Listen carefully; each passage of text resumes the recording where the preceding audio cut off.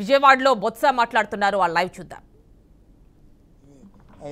సంస్థ ద్వారా ఇస్తున్న ఇది సంప్రదాయం కానీ లేదు విదేశీ విద్యలో 100% ఇంతకుముందు అరకొరగా వారికి ఫైనాన్స్ అసిస్టెన్స్ ఇవ్వడం కాకుండా 1,25,00,000 వరకు కూడా ఒక విద్యార్థి మీద మరి ఎఫర్ట్స్ చేయడం కానీ ఇవ్వడం కానీ టాప్ 100 యూనివర్సిటీలో ఇవన్నీ విధానంలో తీసుకొచ్చిన మార్పులు జరుగుతుంటే ఇది వచ్చి ఏమీ లేదు ఇప్పుడు ఎందుకు చెప్పండి, పదండి వెళ్ళి చూస్తే తెలుస్తుంది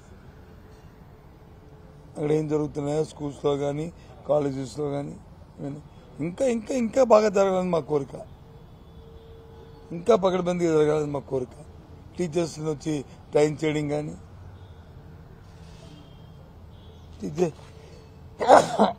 టీచర్స్కి డైజెస్ట్ పెట్టడం కానీ డిజిటల్ ఎడ్యుకేషన్ సంబంధించి ఇంటరాక్టివ్ ప్లాన్స్ అన్ని క్లాస్ రూమ్లో పెట్టడం కానీ 1 to 5th వరకు స్మార్ట్ టీవీస్ 6th నుంచి 12th వరకు ఇంటరాక్టివ్ ప్లాన్స్ ఐఎఫ్టీలు పెట్టడం కానీ 8th క్లాస్ విద్యార్థికి వచ్చి ఐప్యాడ్లు ఇవ్వడం కానీ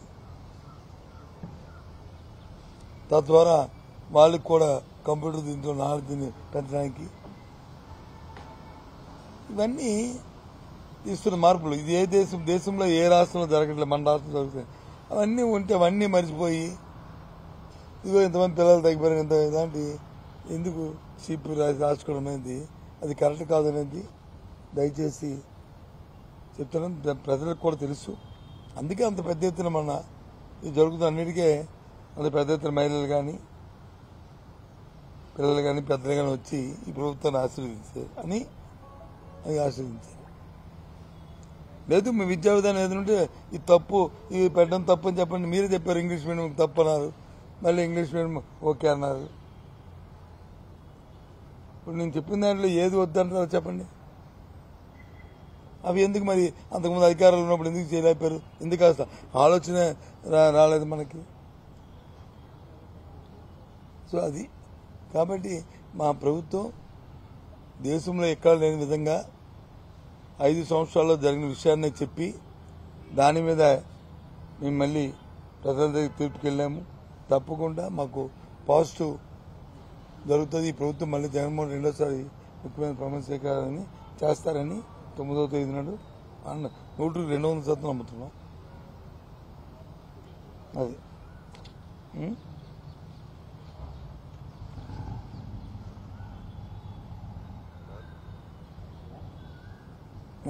మధ్యలో బాగా గొడవలు కావచ్చు, ఆ ఎన్నికల వేడి ఇంకా పూర్తిగా తగ్గలేదు సార్.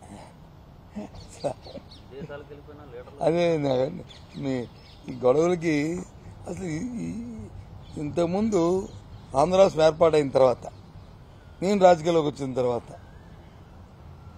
ఎన్నో సందర్భాల్లో ఎన్నికలు చూశాను. ఇది 8వ ఎన్నికల్లో పిలిచాను. ఎప్పుడు ఇటువంటి సిచ్యువేషన్ చూడలే. ఎన్నికలు అయిపోయిన ఒకటి 2 రోజులు అదే కింద మీద పడేవారు, ఏదో మాటలు కోట్లు ఏదో మాట్లాడుకునేవారు, లేకపోతే చిన్న ఎక్కడ ఉంటాయి అయిపోయాయి. ఇప్పుడు కొత్త తమాషా ఉంది. ఇప్పుడు చూస్తే రాష్ట్రంలో ఉన్న ప్రధాన ప్రతిపక్ష నాయకులందరూ ప్రధాన రాజకీయ పార్టీ నాయకులందరూ విదేశ టూర్లో ఉన్నారు మా నాయకుడితో కలిపి. ఆయన కూడా పిల్లలు చూడడానికి ఫ్యామిలీతో ఆయన లండన్ వెళ్ళారు. అక్కడ నుంచి స్విట్జర్లాండ్ వెళ్తారు. ఇది చూసుకుని ఆయన మీద లేనిపోయి పొంగాలుగా రాశారు. ఏదో ఫ్లైట్ వచ్చి కొద్దిగా మా వాతావరణం బాగోలేక ల్యాండ్ అవడం వచ్చేది రామస్వామికి వెళ్తే అక్కడ ఏదో వెళ్ళిపోయింది, ఏదో అయిపోయింది. ఇక్కడ ఒక అతను వచ్చి ఎయిర్పోర్ట్లో వచ్చి ఓ మెసేజ్ ఇచ్చి ఆయన అల్లి కంటే అడ్డియాలని చెప్పి ఓ మెసేజ్ ఇచ్చాడు. చదువుకున్న సొంట